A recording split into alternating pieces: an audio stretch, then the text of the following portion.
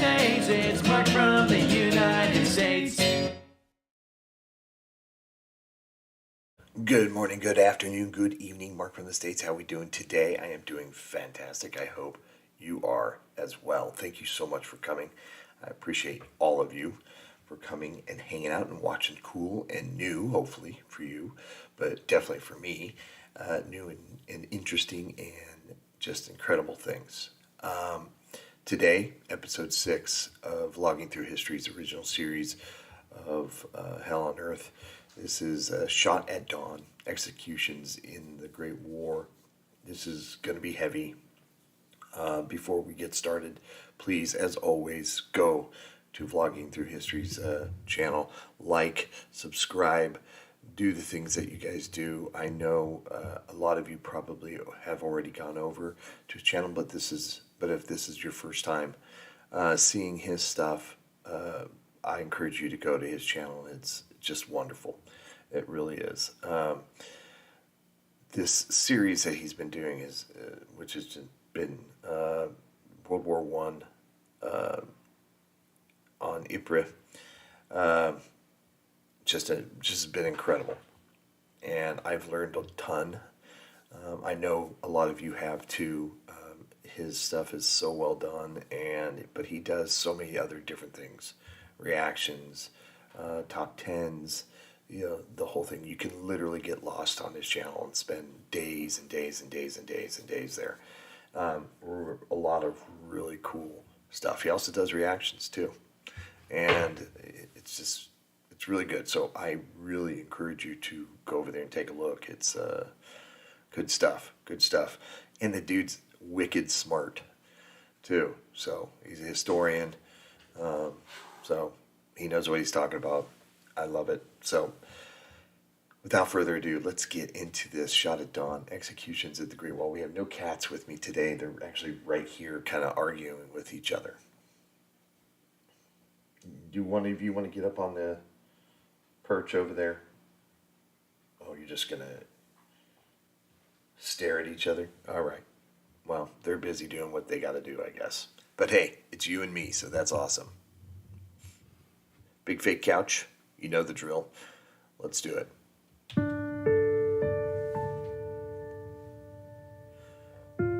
wow. It's beautiful.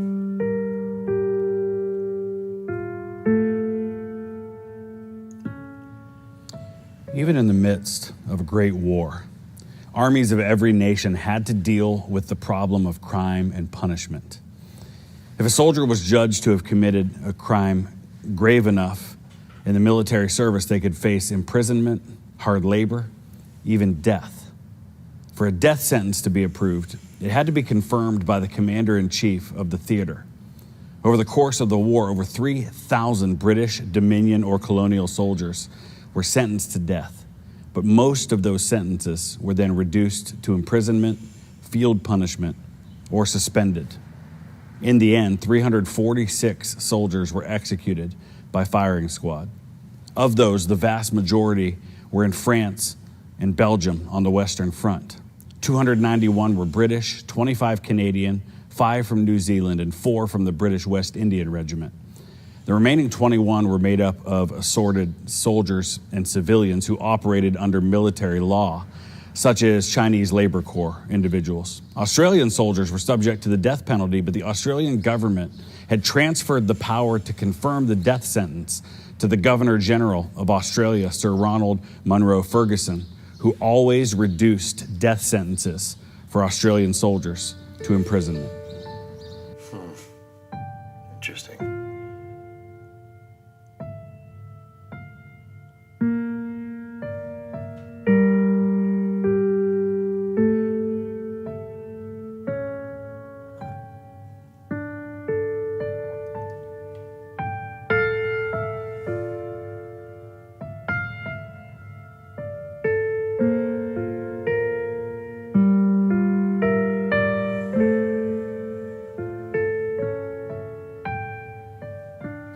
Figures regarding the crimes for which soldiers were executed can be difficult to decipher, but the vast majority of executions which took place here on the Western Front were for desertion. Once the sentence was confirmed by the commanding general, it was carried out soon after. The men were taken to a suitable location as near to their place of confinement as possible. The procedures for military executions for the British Army called for a squad of 12 men, though it was sometimes less, armed with rifles, commanded by a lieutenant. Steps were taken to avoid any undue strain on the enlisted men who made up the firing squad. So when the squad had arrived at the place of execution, their unloaded weapons were laid on the ground, and the men were led away out of sight. The officer would then load 10 of the rifles with live rounds and 2 with blanks. This allowed, at least in theory, each man in the squad the opportunity to believe that they had fired the blank round and therefore had not actually killed their fellow soldier. Now, how much this really made a difference is hard to determine, as it was quite likely the men could tell the difference between a live round and a blank one when the rifle was fired. In most cases, after the volley had been fired, the sergeant in the squad would then pull out his pistol and put a bullet in the head of the condemned man. Oh my God. It was brutal and it was efficient.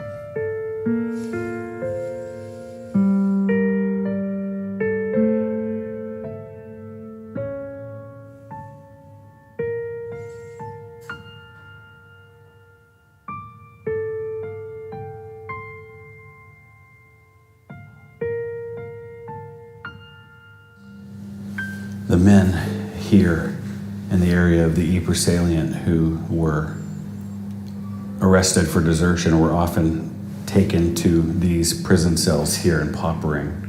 There are 2 of them that you can see to this day while they awaited their trial. When they were put on trial, it was in this building upstairs here in the town hall. If they were found guilty and if they were sentenced to death, and that death sentence was confirmed by the commander-in-chief, they were taken from this cell out into the courtyard where they were executed. It's an eerie thing. There's nobody here. There's just a door that you open and walk in on your own. There's nobody here like showing you around or keeping an eye on things. It's just here. We're going to look around at some of the things that they actually wrote on the walls in here. Before we continue, it just blows my mind, the whole theory behind being put to death for being scared or not wanting to kill somebody or fire a weapon, whatever the reason may be. I imagine most is because you're scared, and when generally the person is not wanting to do that, wanting to go to war, they're forced to go to war, whatever side you're on. It's like, we have no use for you if you can't kill some other human. War is just so horrible.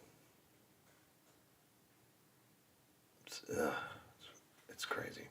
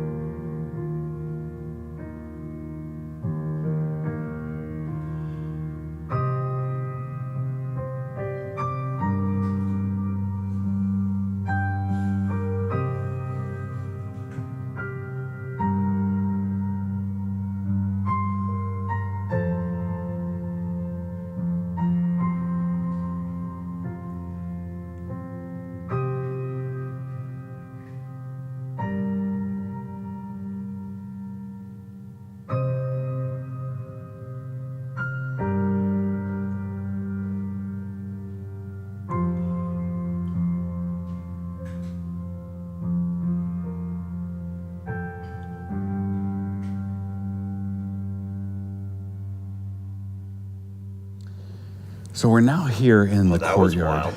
right next to the death cells, which were in this building right here. That's the cell right there. You can see it.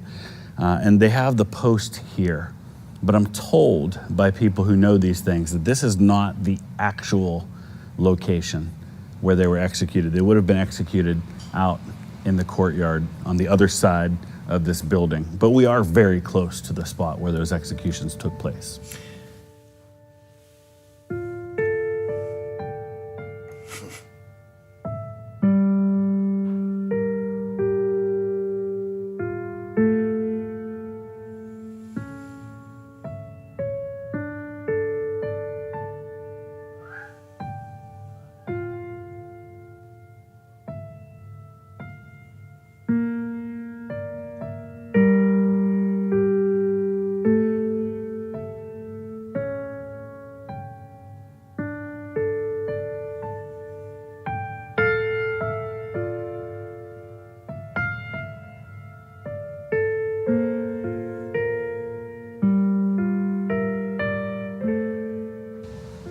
The men who were executed by the British during the war are buried in military cemeteries scattered all over Europe.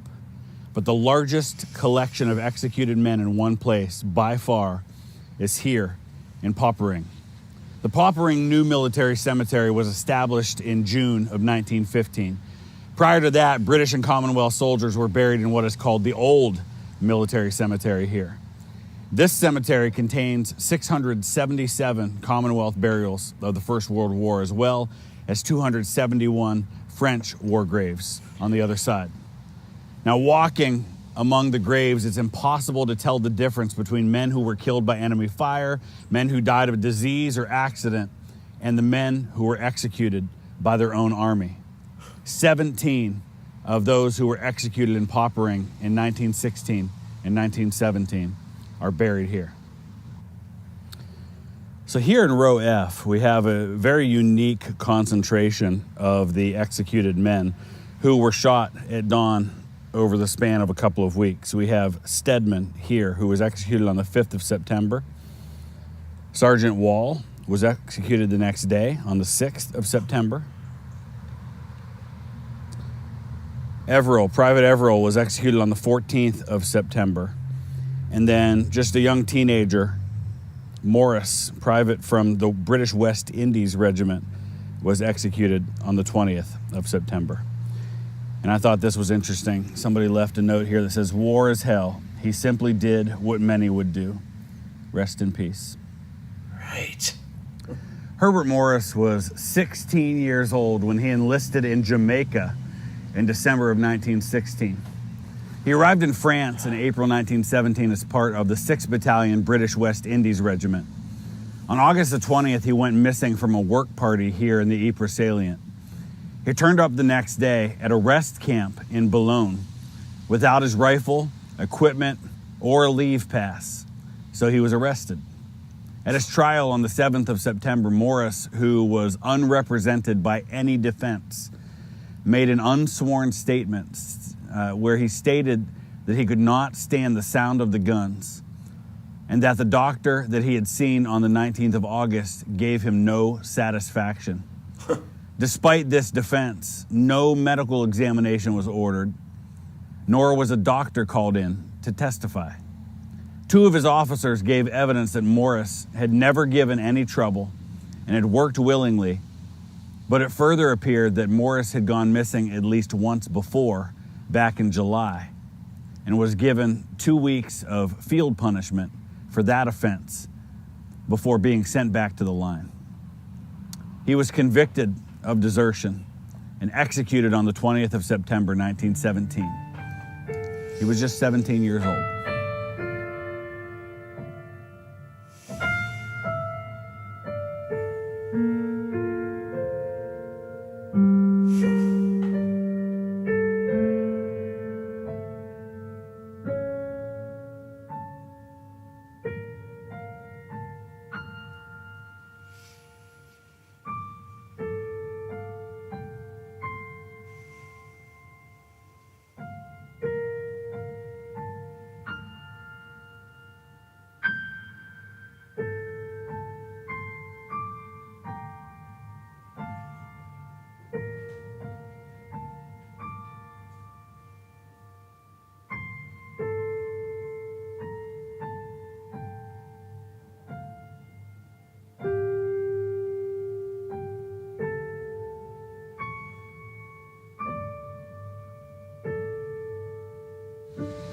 Eric Poole was born in Canada in 1885, but his family moved to England at some point before the war. In October 1914, he volunteered for the artillery. Eventually, he was given a commission in the infantry, and he came to the Western Front with the 11th Battalion, West Yorkshire Regiment. In the first week of July of 1916, while fighting at the Somme, he was nearly buried alive by the close impact of an artillery shell. Jeez. And while he survived that impact, he came away with a severe case of what was then known as shell shock. He was medically evacuated from the line, but at the end of August, he was returned to the front in command of a platoon in C Company. On the 5th of October, he went AWOL as the battalion moved back to the frontline trenches. 2 days later, he was arrested and put on trial for desertion in the face of the enemy. His court-martial began in late November with 6 witnesses called to testify. One of them was a doctor who testified that Poole was in a psychological condition that had rendered him unfit to be placed in charge of a command at the time of his actions. He clearly had post-traumatic stress. It was shown that Poole was confused at the time he went AWOL and didn't seem to understand the seriousness of his actions. Even the officers in charge of the court-martial acknowledged that he appeared to have been suffering from a nervous collapse at the time of the offense. Now, despite that testimony, Poole was found guilty of desertion and sentenced to be shot. God. On December 3rd, a few days before his execution was set to take place, he was examined by an Army medical board, but the board concluded that he was, quote, of sound mind and capable of appreciating the nature of his actions, end quote. Poole's brigade, division, and corps commanders all recommended that his sentence be commuted. But Commander-in-Chief of the BEF, General Sir Douglas Haig, confirmed the verdict and sentence, and he noted in his diary that it was, quote, highly important that all ranks should realize that the law is the same for an officer as a private, end quote.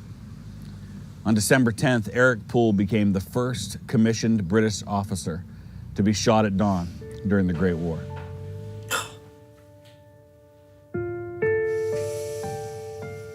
Incredible.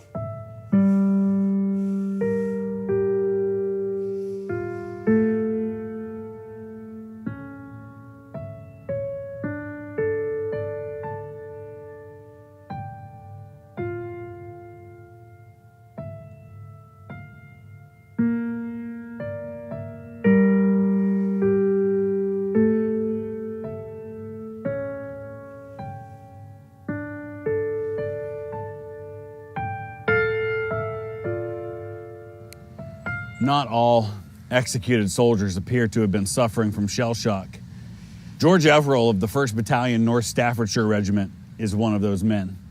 On separate occasions over a period of 18 months, he was convicted of using insubordinate language, of willful defiance, absence, and using threatening language.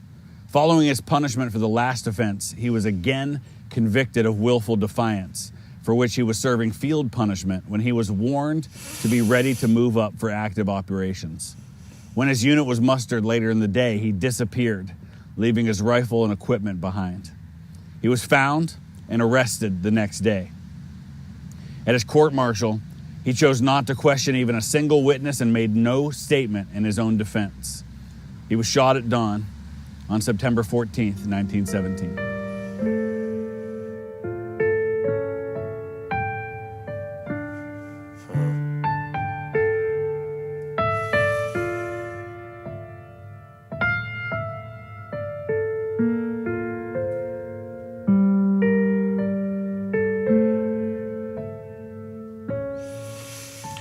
So, some of these stories are just...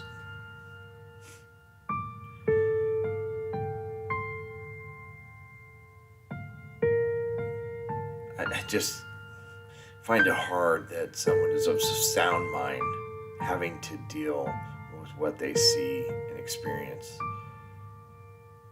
on the Somme or any other battlefield during World War Private Albert Troughton had fought bravely in his last action with the 1st Battalion Royal Welsh Fusiliers. But after he was notified of his brother's death, he wandered off for 3 hours and was arrested.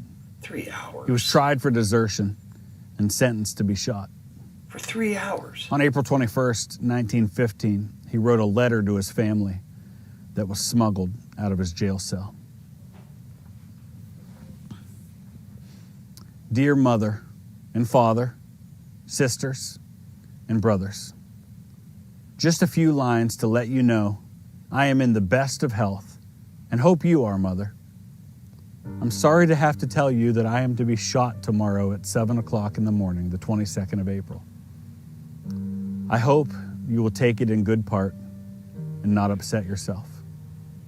I shall die like a soldier. So goodbye, Mother, Father, sisters, and brothers, if any left. Remember me to Mr. Kendall and them who knew me. Mother, I'm very sorry nothing happened to me at Ypres. I should not have went away, and then I might have stood a good chance of being still alive. But I think that they are paying the debt at the full rate. I thought the most they would give me would be about 10 years. It is worse than waiting to be hung. I hope you got my letters, which I sent you while waiting for my court-martial. It seems that something told me I would be shot, so I think the time has come for me to die. Oh my gosh. I'm only a common soldier, and all civilians should know that I have fought for my country in hail, sleet, and snow. To the trenches we have to go. All my comrades have been slaughtered, which I think everyone should know. When our regiment was captured, the colonel loudly strained, "Everyone for himself." But on and on I fought and got clear of the German trenches. This is the punishment I get for getting clear of the Germans. I've written my last letter to you all at home. So, Mother, don't be angry with me because I have gone to rest. And pray for me, and I will pray for you. Remember me to Mr. Newbold and tell him about it. I've been silly to go away, but if you knew how worried I was and almost off my head, think how we had been slaughtered at the beginning of the war. You think they would have a bit of pity for those who are living for their country. My gosh. Goodbye to all at home. Goodbye, goodbye. From your son, Albert.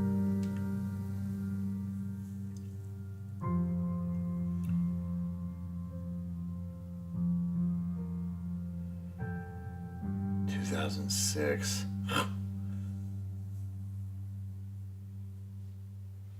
Wow. It just, that last letter is just heavy. Yeah, it's, okay, I understand. You don't want them to do this. You don't want them leaving and deserting them because it could put others at risk and all that. But just the fact that the idea that you're just throwing bodies at this thing. And obviously, bodies, humans, weren't valued as much as anything else during those times. And it's not just this war. You see it a lot in other wars with other nations. And it's just the whole, we're gonna murder you if you leave. For whatever reason. I mean, whether you have a breakdown, which is shell shock or PTSD, they didn't have then, or at least they had it, but they didn't know what it was, or call it that. They called it whatever. Nervous breakdown. You're scared, which is what most of us would feel, especially if you're put into this situation where you just see nothing but carnage over and over and over. or if you intentionally do it. And yeah, I get you cannot have people leave, right? I get it.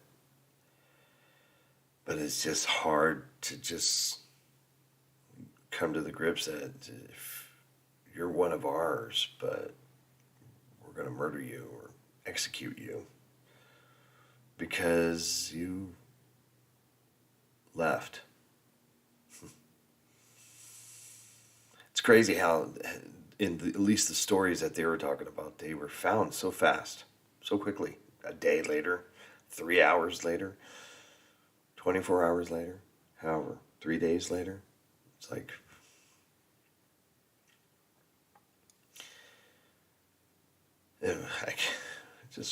it's hard to put into words how this stuff happened,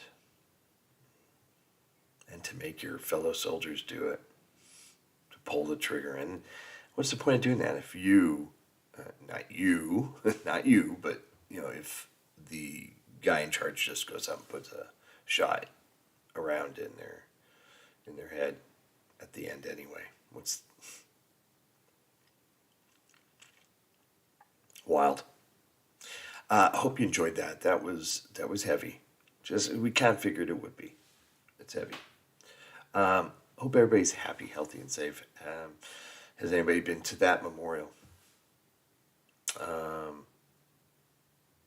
And seen those exhibits? Those are.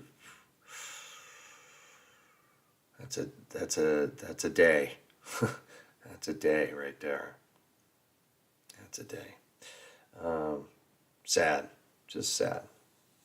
Thanks for coming. Please go support Vlogging Through History. We'll have episode 7 coming up pretty soon, but got a busy week at work, so I'm going to try to get as many videos as I can out, so stay tuned. Hope to see you in the next one. You guys just take care of one another. All right. See you later. Bye. Mark from the States, Mark from the States, it's Mark. Yeah.